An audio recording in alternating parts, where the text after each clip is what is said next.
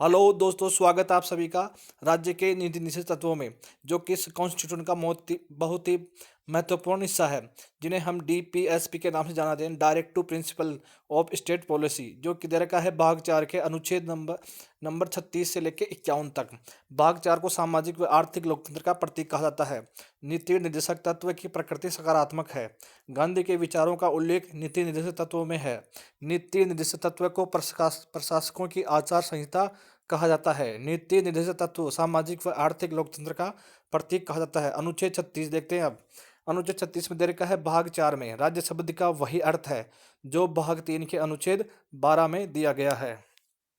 अनुच्छेद नंबर 37, नीति निर्देशक तत्व वाद योग्य नहीं है, अर्थात इन्हें लागू करने हेतु न्यायालय में कोई याचिका यानी रिट्स हम दाखिल नहीं करते।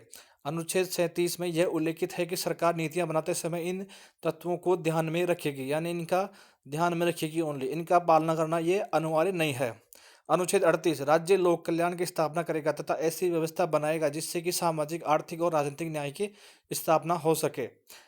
नोट दे रखा है, नीति निर्देश तत्व से ही स्पष्ट होता है कि भारत एक लोक कल्याणकारी राज्य है। अनुच्छेद 39, यह नीति निर्देशक तत्वों में सबसे महत्वपूर्ण अनुच्छेद है। इसमें 6 बातों का उल्लेख है। पहली बात है, सभी स्त्री और पुरुषों को आजीविका प्राप्त करने का समान अवसर दिया जाएगा। दूसरा है, राज्य संसाधनों का आवंटन इस प्रकार करेगा जिससे अधिकतम लोगों को लाभ हो सके। तीसरा है, राज्य आर्थिक संसाधनों को केंद्रीकरण को रोकेगा। चौथा है, सभी स्त्री और पुरुषों को समान कार्य के लिए समान वेतन दिया जाएगा। पांचवा है, राज्य राज्य लोगों को ऐसे कार्य करने नहीं देगा जो उनकी आयु के विपरीत हो, तथा राज्य उनके स्वास्थ्य का ध्यान भी रखेगा। छठा ऑप्शन है, छठा पॉइंट, राज्य बच्चों को गरिमायुक्त वातावरण उपलब्ध कराएगा जिससे कि वह अपने अपने व्यक्तित्व का पूरा विकास कर सके। अनुच्छेद 39 ए, राज्य सभी लोगों को निःशुल्क न्याय विधिक सहायता उपलब्ध कराएगा।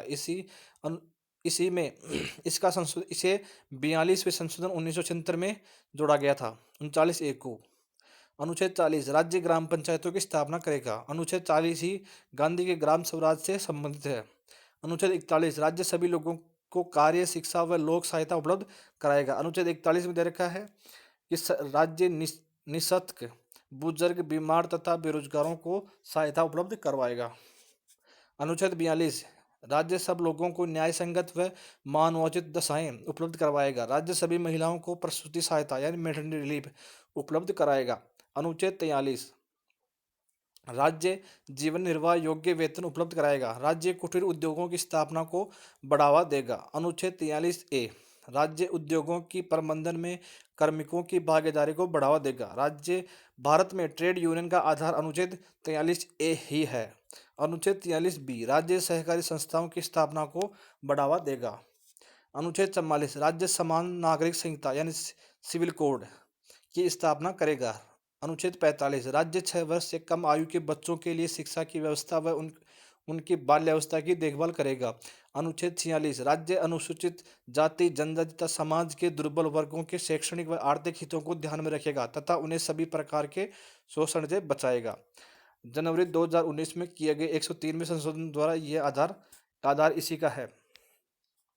अनुच्छेद 47, राज्य का प्राथमिक कर्तव्य है कि वह लोगों को पोषाहार उपलब्ध कराए तथा उनके जीवन स्तर व स्वास्थ्य में सुधार करे। अनुच्छेद 47 में यह उल्लेखित है कि राज्य मादक पदार्थों तथा जीवन के लिए घातक दवाओं का सेवन पर रोक लगाएगा। शराबबंदी का आधार यही अनुच्छेद है, यानी अनुच्छेद 47 के अनुसार ही हम शराबबंदी कर रखी है।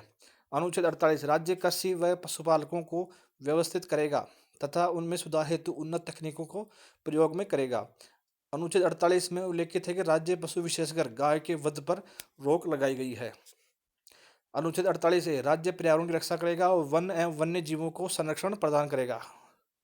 अनुच्छेद 49, राज्य राष्ट्रीय महत्व के स्थानों, स्मारकों व विरासतों को संरक्षण प्रदान करेगा। भारत सरकार के संस्कृति मंत्रालय के अधीन भारतीय पुरातात्विक सर्वेक्षण यही काम करता है।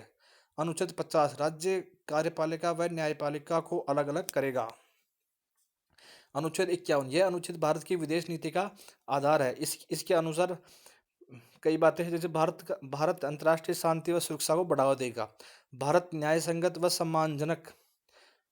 सम्मानजनक को बढ़ावा देगा। अंतर्राष्ट्रीय संधियां व समझौते की पालना को बढ़ावा देगा। अंतर्राष्ट्रीय विवादों का समाधान मध्यस्थता हो तो इस बात को बढ़ावा देगा। थैंक यू दोस्तों। इसी तरह रैपिड फायर स्पीड से कॉन्स्टिट्यूशन समझने के लिए चैनल को सब्सक्राइब करें और लाइक करें।